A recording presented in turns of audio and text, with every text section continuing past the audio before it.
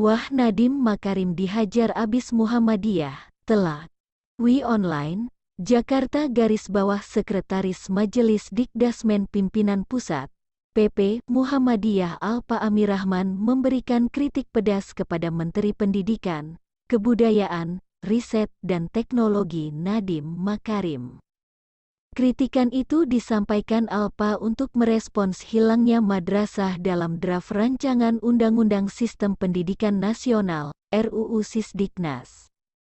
Alpa mengatakan, tidak adanya penyebutan madrasah di dalam naskah RUU Sisdiknas menunjukkan dua hal.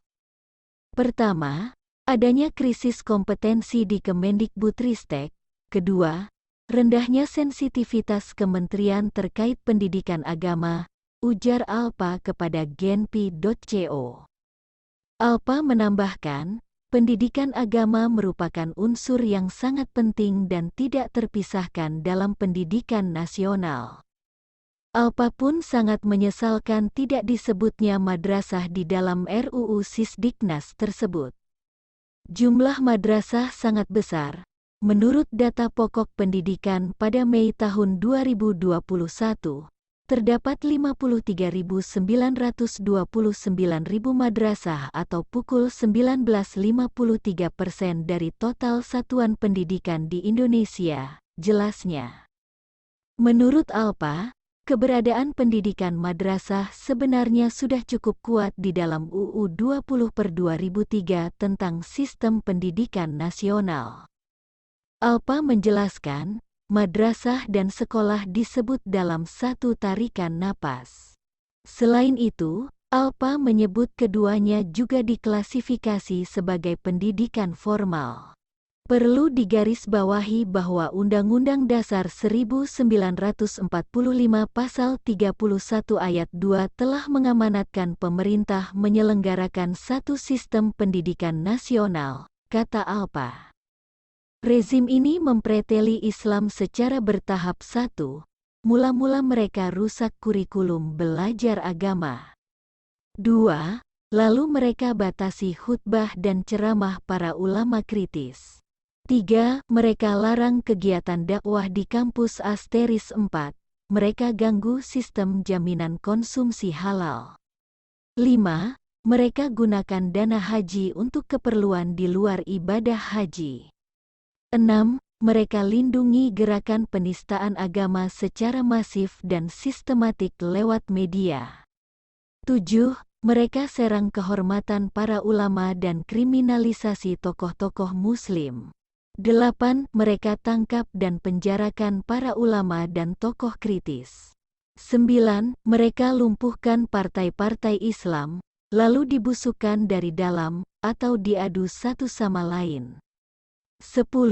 Mereka buat UU untuk menghapus prinsip ketuhanan yang Maha Esa. 11. Mereka lumpuhkan kegiatan usaha dan bisnis umat dengan alasan COVID.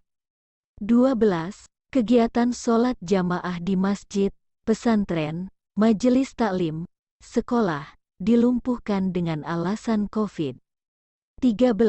Demo menyampaikan aspirasi dan pendapat, juga dilarang dengan alasan COVID. 14. Mereka lumpuhkan kekuatan para mahasiswa. 15. Mereka lumpuhkan kekuatan buruh melalui UU yang mengebiri. 16. Mereka bubarkan organisasi Islam yang dituduh radikal dan intoleran. 17. Mereka dukung ajaran Islam yang isinya mendewakan penguasa dan meniadakan kritik atasnya. 18. Mereka labeli kelompok-kelompok perlawanan sebagai radikal, intoleran, teroris. 19. Mereka serang kelompok kritis, tokoh, dan pendukungnya dengan teror dan serangan fisik. 20.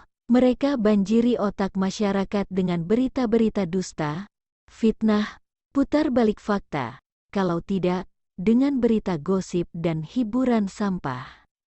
21.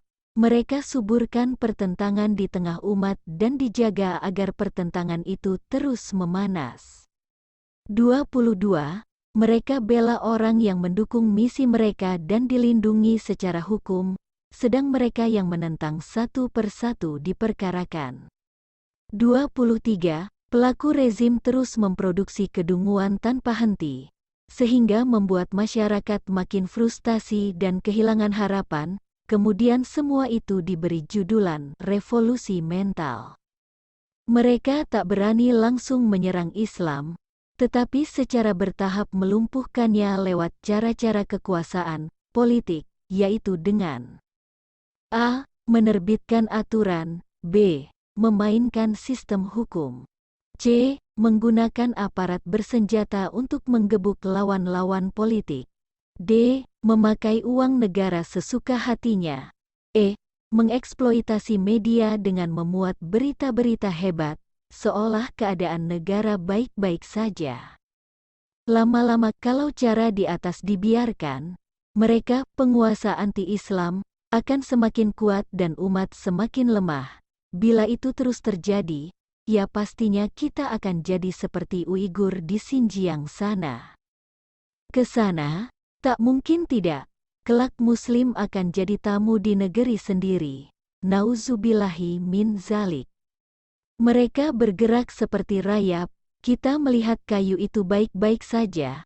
Tapi ketika dikoyak sedikit, baru sadar kalau itu sudah hancur bagian dalamnya.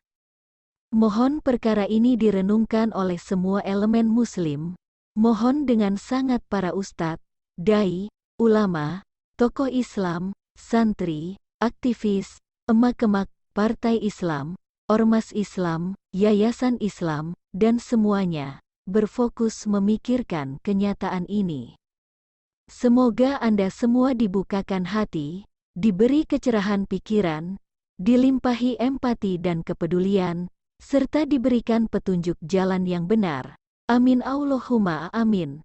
Renungkanlah, wahai umat Islam, silakan share sebanyak-banyaknya ke grup-grup wa dan ke rekan, saudara yang antum miliki. Semoga Allah SWT memberikan perlindungan kita. Amin ya mujibasailin istajib 2 ana.